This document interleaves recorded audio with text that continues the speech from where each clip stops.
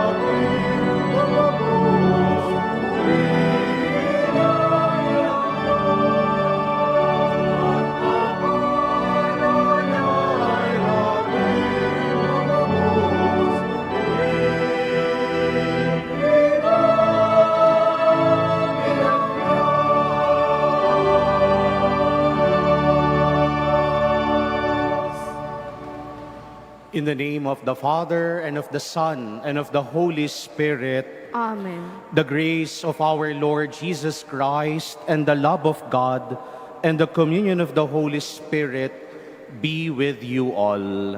And with your spirit. Sisters and brothers, let us acknowledge our sins and so prepare ourselves to celebrate the sacred mysteries. I confess to Almighty God And to you, my brothers and sisters, that I have greatly sinned in my thoughts and in my words, in what I have done and in what I have failed to do, through my fault, through my most grievous fault. Therefore I ask the Blessed Mary, ever Virgin, all the angels and saints, and you, my brothers and sisters, to pray for me to the Lord our God. May Almighty God have mercy on us, forgive us our sins, and bring us to everlasting life. Amen.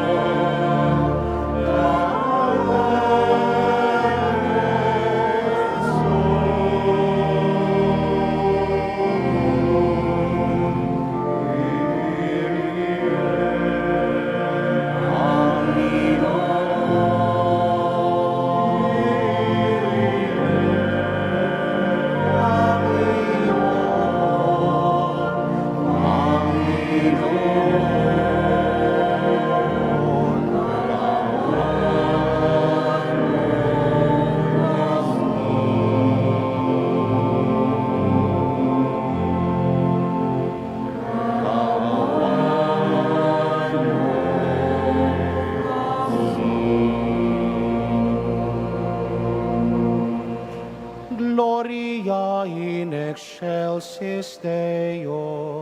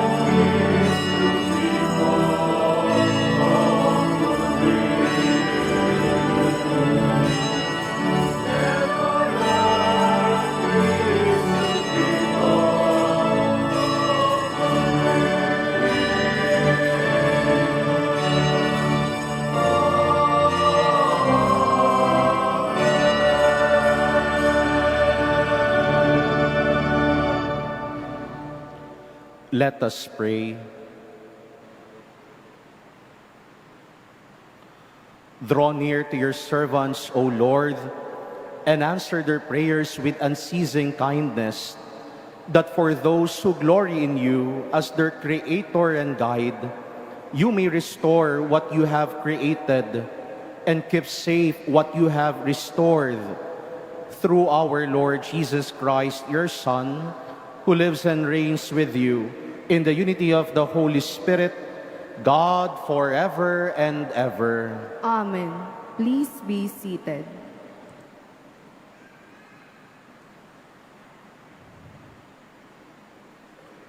A reading from the book of the prophet Isaiah. Thus says the Lord, all you who are thirsty, come to the water. You who have no money, come, receive grain and eat. Come without paying and without costs. Drink wine and milk. Why spend your money for what is not bread, your wages for what fails to satisfy? Heed me, and you shall eat well. You shall delight in rich fare. Come to me heedfully. Listen, that you may have life. I will renew with you the everlasting covenant, the benefits assured to David. The word of the Lord. Thanks be to God.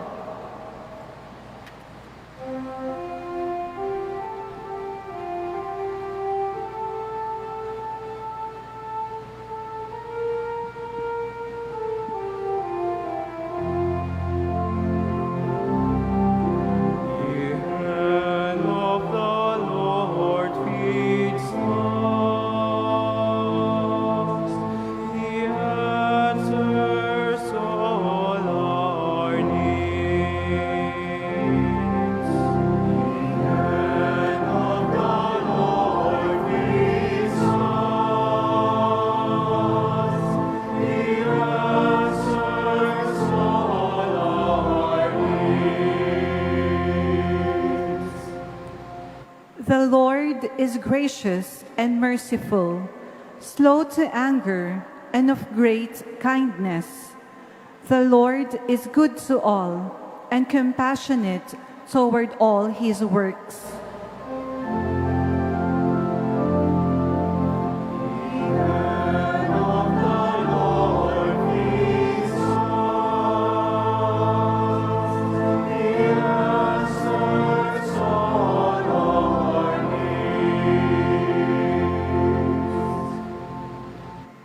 The eyes of all look hopefully to you, and you give them their food in due season.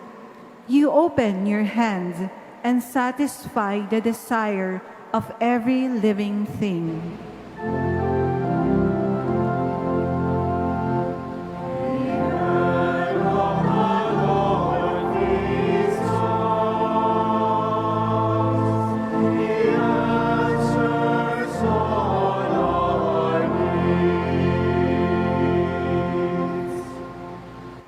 The Lord is just in all his ways, and holy in all his works. The Lord is near to all who call upon him, to all who call upon him in truth.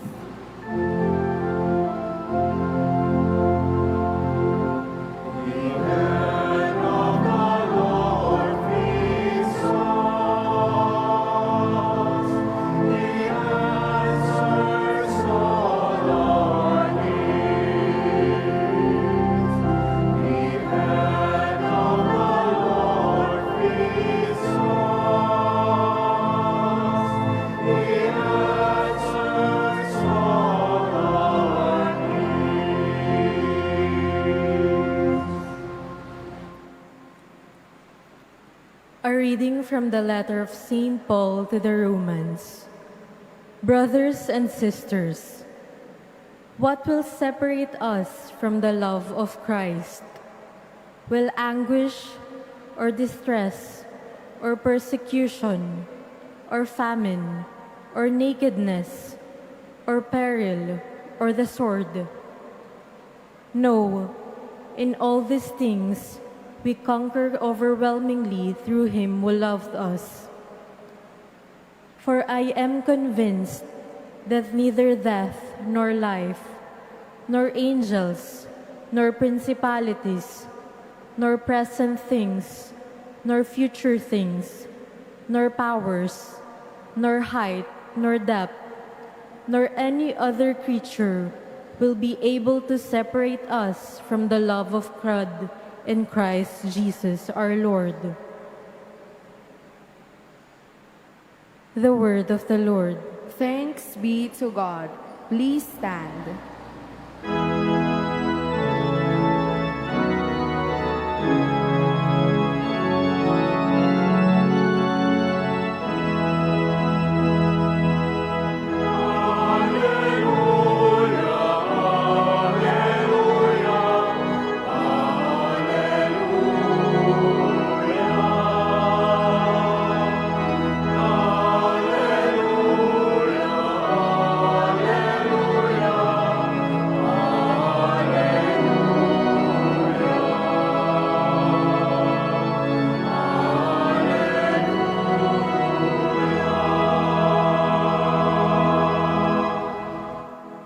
One does not live on bread alone, but on every word that comes forth from the mouth of God.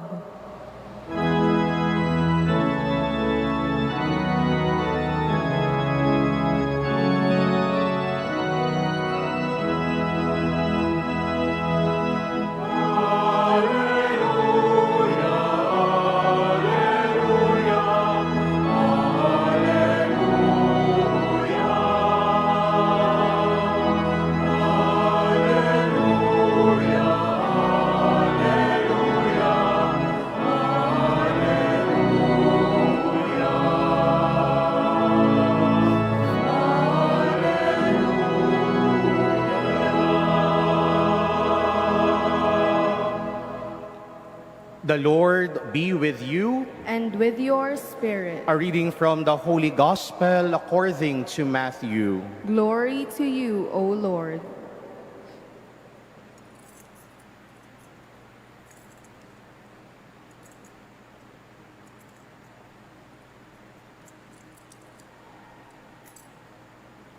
When Jesus heard of the death of John the Baptist, he withdrew in a boat to a deserted place by himself. The crowds heard of this and followed him on foot from their towns. When he disembarked and saw the vast crowd, his heart was moved with pity for them, and he cured their sick. When it was evening, the disciples approached him and said, "This is a deserted place, and it is already late. Dismiss the crowds so that they can go to the villages and buy food for themselves." Jesus said to them, "There is no need for them to go away. Give them some food yourselves." But they said to him, 5 loaves and 2 fish are all we have here." Then he said, "Bring them here to me." And he ordered the crowds to sit down on the grass.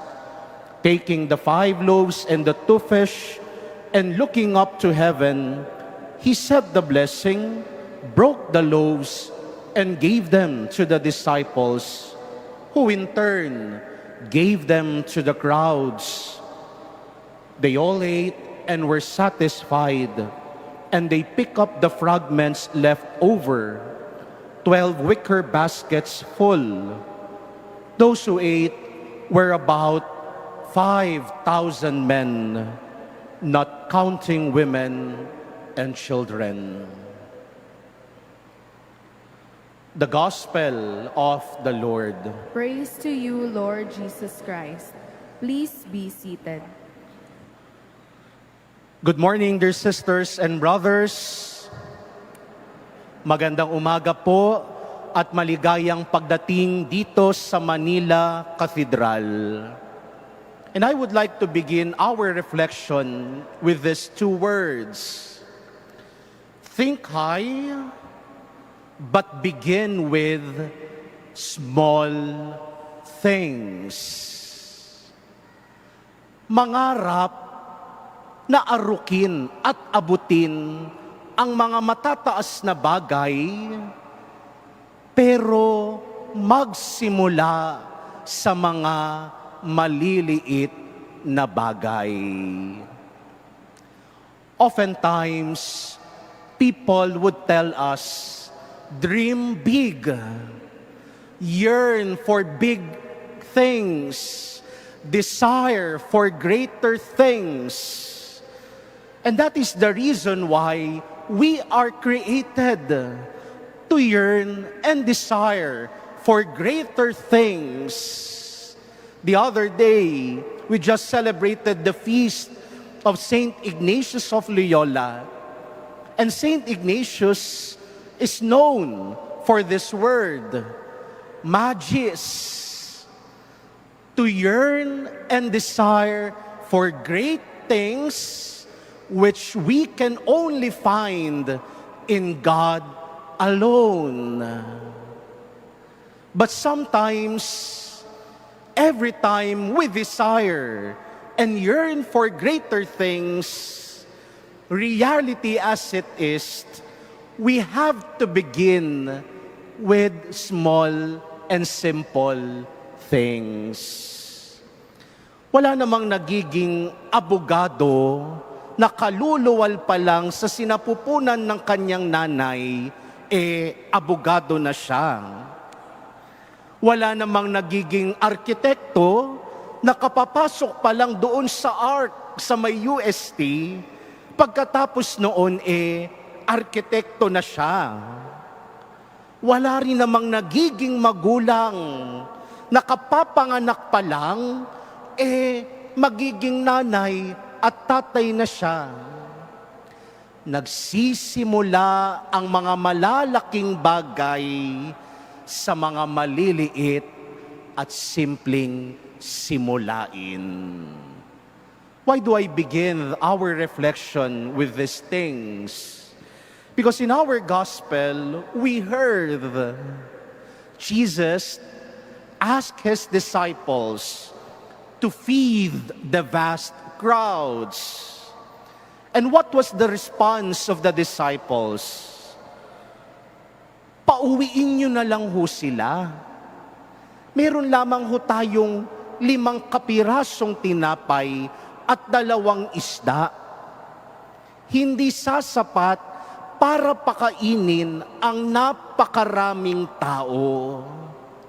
But look at what happened. Jesus asked them to bring these 5 loaves and 2 fishes to him. He blessed them, he broke them, and in turn he gave them to them. And they were about and able to feed 5,000 men. It is not just about the miracle of the loaves, or rather the multiplication of the loaves, but it is God himself feeding the entire crowd with simple and small 5 loaves and 2 fishes. Minsan kasi, bago natin ginagawa ang isang bagay, pinangungunahan kaagad ng reklamo. Ang hirap naman, ang bigat naman, paulit-ulit na lang.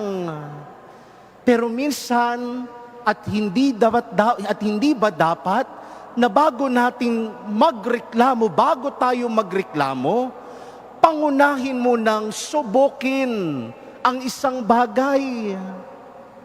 Dahil minsan merong nangyayari consciously and subconsciously, if we allow ourselves to endure the process, no matter how easy or difficult it would be.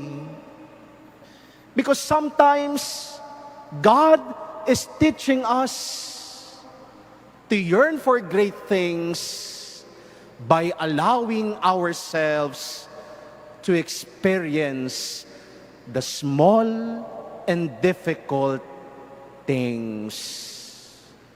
Kaya dito sa Ebanghelyo, tinuturuan ni Jesus ang mga alagad. Kung gusto niyong mapakain ang napakarami, magsimula kayo lagi sa mga maliliit at simpleng bagay. There was this story few days ago. A guy named Christopher Fernandez ata ang apelyido. He was from Capiz, o Aklan rather. And you know, during the pandemic, he kept on asking people for 5 pesos. Nanghihingi siya 5 piso kung kani-kanino.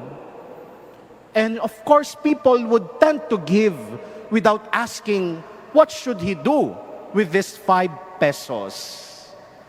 And you know, 3 years after, he went to a school, bought some crayons, and out of the 5 pesos, he was able to give, I think, 50 or more boxes of crayons or Crayola to those children who have nothing at all. And this guy is a simple man. And in fact, he has an autism. But look at the purity of his heart. He was asking for 5 pesos because he believes that this 5 pesos can give much to those who are in need. Think high, but begin with small, little things. And Jesus is also inviting us today to imitate the faith that Guy has shown to us. Walang masamang mangarap ng malaki. Walang masamang mangarap ng mga mahigit pang bagay na meron tayo. But we have to humble ourselves and admit to ourselves, for us to reach that great things, we should begin with 5 loaves and 2 fishes by allowing them to offer them to the Lord and trust Him that it could feed a lot of people. The second and last point is this. The feeding of the 5,000 men is a prelude, isang pabalat, isang pambungad, isang panimula ng ipinagdidiwang natin araw-araw, linggo-linggo sa sakramento ng Eucharistia. We heard what Jesus did as soon as He took the 5 loaves and 2 fishes. He looked up to heaven, He said the blessing, He broke the loaves, gave to the disciples, and in turn, the disciples gave them to the crowds. Saan natin naririnig yan? Hindi ba sa consecration? Every time we consecrate the simple bread and wine, we ask the Father through the Holy Spirit to make it the real body and blood of Jesus Christ. And after which, it is also broken and shared to us in communion. But that is not the end. Sabi sa gospel, the disciples gave them to the crowds. Ibig sabihin, hindi sapat na tayo lang ang nakatanggap. Hindi sapat na tayo lang ang nakarinig. Bagkus, sa tuwing pagkatapos lagi ng banal na misa, hinahayo tayo. Dahil merong misyon, merong responsibilidad, merong obligasyon na maging Kristo at presensya din ng Diyos sa ibang tao. Kaya hindi nyo ba napapansin, towards the end of the Mass, the presider would say, "Go forth, the Mass is ended." It is a sign that our mission begins every time the Mass is celebrated. But the question is, do we really allow others to receive and see Jesus in us? Or are we also like the disciples in the gospel, selfish, and just saying, pauwiin nyo na lang yaan, may pera naman yan, makabibili naman yaan.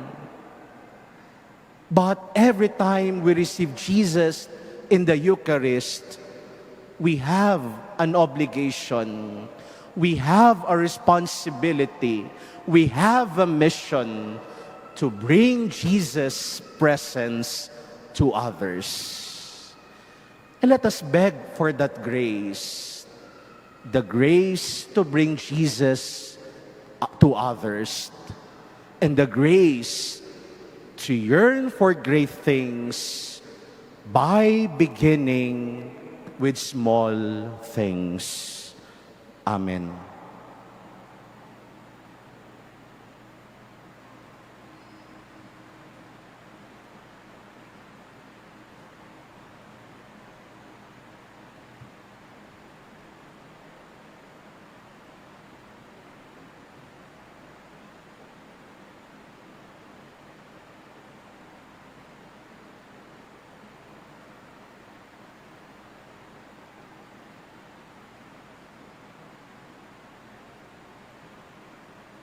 Please stand. Let us profess our faith. I believe in one God, The Father Almighty, maker of heaven and earth, of all things visible and invisible. I believe in one Lord Jesus Christ, the only begotten Son of God, born of the Father before all ages, God from God, light from light, true God from true God, begotten, not made, consubstantial with the Father. Through him all things were made. For us men and for our salvation, he came down from heaven, and by the Holy Spirit was incarnate of the Virgin Mary and became man. For our sake he was crucified under Pontius Pilate. He suffered death and was buried, and rose again on the third day in accordance with the Scriptures. He ascended into heaven and is seated at the right hand of the Father. He will come again in glory to judge the living and the dead, and his kingdom will have no end. I believe in the Holy Spirit, the Lord, the giver of life, who proceeds from the Father and the Son, who with the Father and the Son is adored and glorified, who has spoken through the prophets. I believe in one holy, Catholic, and Apostolic Church. I confess one baptism for the forgiveness of sins, and I look forward for the resurrection of the dead and the life of the world to come. Amen. God's love is made visible in Christ Jesus, and the food of the Eucharist is the greatest gift of his love. Let us pray to the Lord who feeds us and answers all our needs. In every petition we will say, Lord, hear our prayer. Lord, hear our prayer. For the bishops, priests, and deacons, in their daily ministry of the Eucharist, let us pray to the Lord. Lord, hear our prayer. For governments and relief agencies helping to feed the starving people of our world, let us pray to the Lord. Lord, hear our prayer. for men, women, and children threatened or attacked because of their faith. Let us pray to the Lord. Lord, hear our prayer. For those who produce, prepare, and serve the food we eat, let us pray to the Lord. Lord, hear our prayer. We earnestly pray for peace in the Middle East and the world. May God purify the world of all violence, greed, and misuse of power that brings suffering and death to many. Let us pray to the Lord. Lord, hear our prayer. We pray for those who suffer because of the scourge of war, that peace may be granted to them soon, and may every people live in tranquility and freedom. Let us pray to the Lord. Lord, hear our prayer. For those who have died and gone before us, let us pray to the Lord. Lord, hear our prayer. Most bountiful Father, grant the favors we seek as we renew the covenant and look forward to the feast of the kingdom. In the celebration of this Eucharistic sacrifice, we ask this through Christ our Lord. Amen. Please be seated.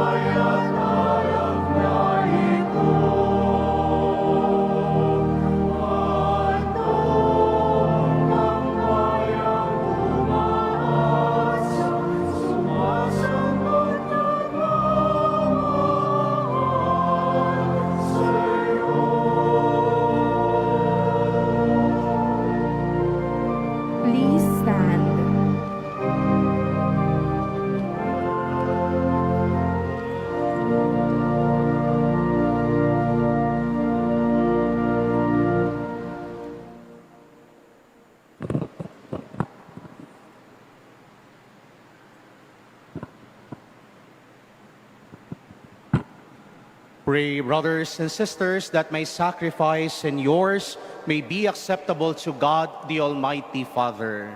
May the Lord accept the sacrifice at your hands for the praise and glory of his name, for our good and the good of all his holy church. Graciously sanctify these gifts, O Lord, we pray, and accepting the oblation of this spiritual sacrifice, make of us an eternal offering to you, through Christ our Lord. Amen. The Lord be with you. And with your spirit, Lift up your hearts. we lift them up to the Lord. Let us give thanks to the Lord our God. It is right and just. It is truly right and just, our duty and our salvation, always and everywhere to give you thanks, Lord, Holy Father, Almighty and eternal God. For we know it belongs to your boundless glory that you came to the aid of mortal beings with your divinity, and even fashioned for us a remedy out of mortality itself, that the cause of our downfall might become the means of our salvation through Christ our Lord. Through him, the host of angels adores your majesty and rejoices in your presence forever. May our voices, we pray, join with theirs in one chorus of exultant praise as we acclaim.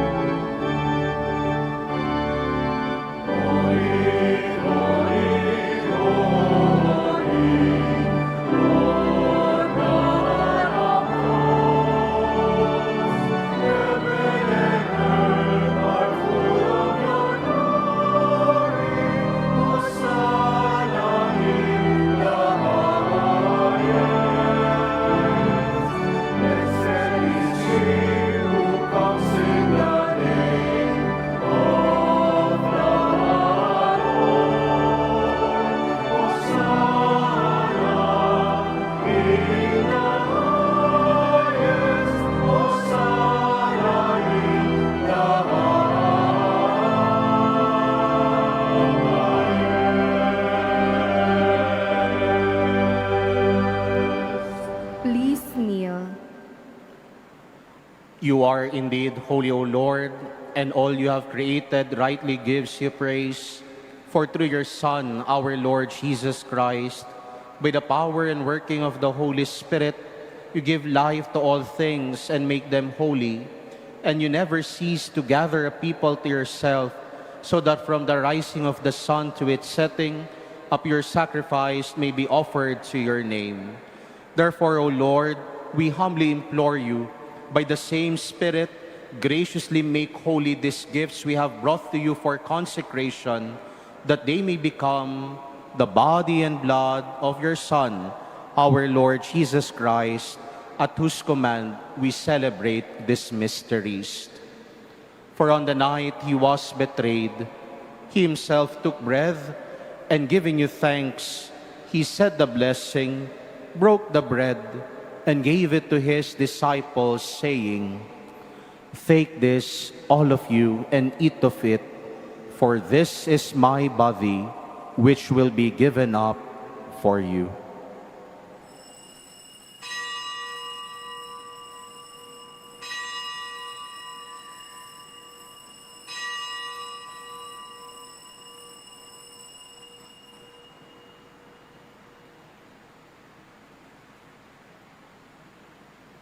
In a similar way, when supper was ended, he took the chalice, and giving you thanks, he said the blessing, gave the chalice to his disciples, saying, "Take this, all of you, and drink from it, for this is the chalice of my blood, the blood of the new and eternal covenant, which will be poured out for you and for many for the forgiveness of sins.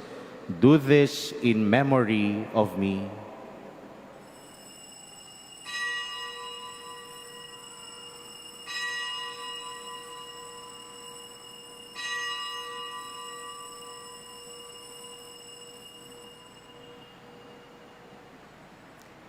Please stand. The mystery of faith.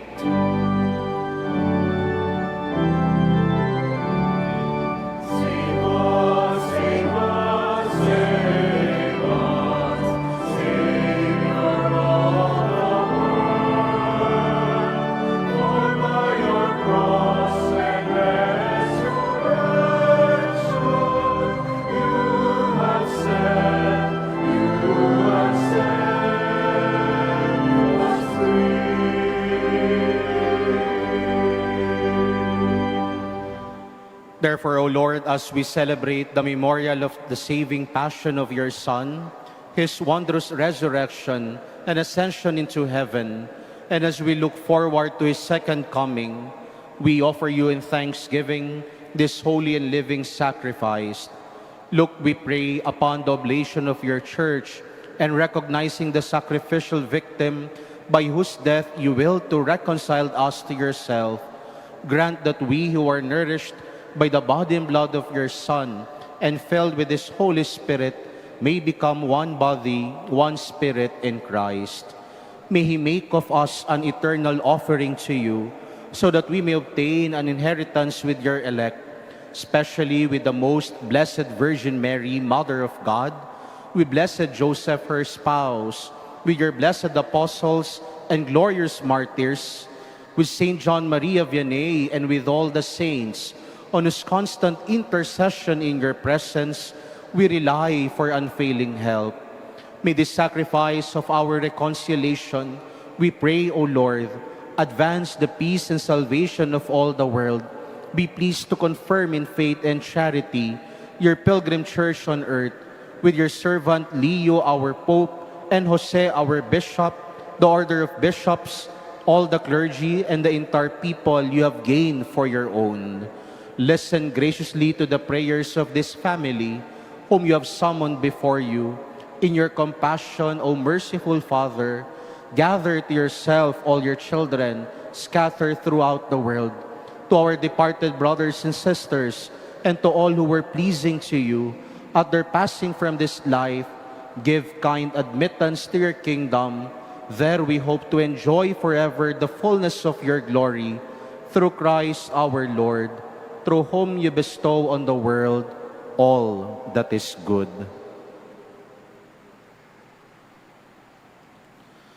Through him and with him and in him, O God, Almighty Father, in the unity of the Holy Spirit, all glory and honor is yours forever and ever.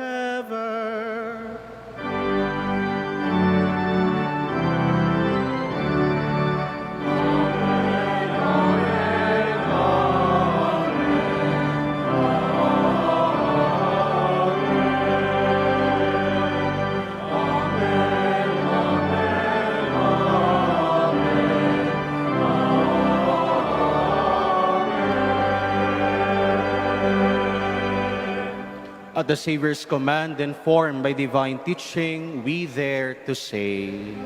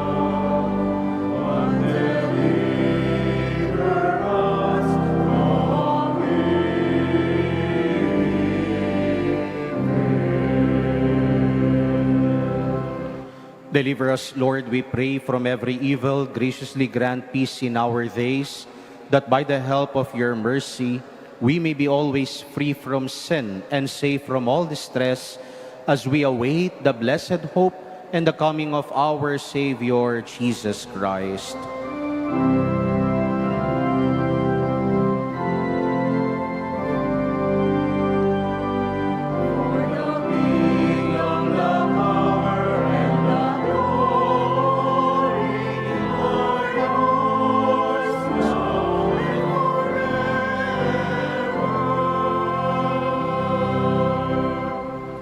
Lord Jesus Christ, who said to your apostles, "Peace I leave you, my peace I give you," look not on our sins, but on the faith of your church, and graciously grant her peace and unity in accordance with your will, who live and reign forever and ever. Amen. The peace of the Lord be with you always. And with your spirit. Let us offer each other the sign of peace.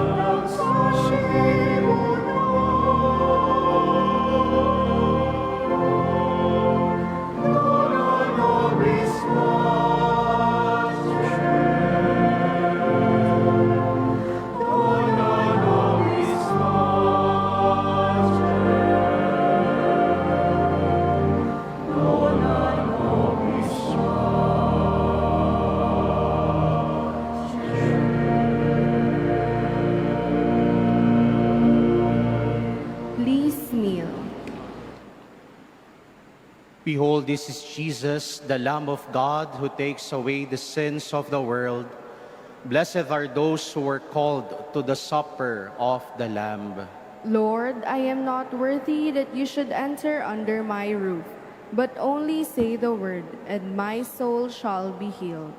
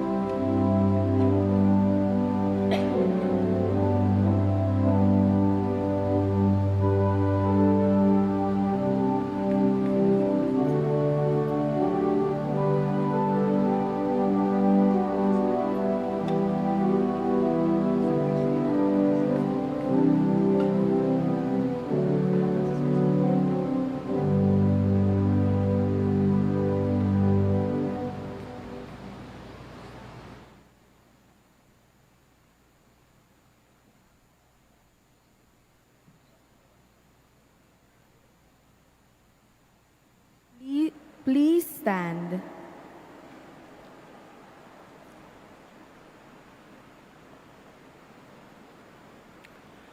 Let us pray. Accompany with constant protection, O Lord, those you renew with these heavenly gifts, and in your never-failing care for them, make them worthy of eternal redemption. Through Christ our Lord. Amen.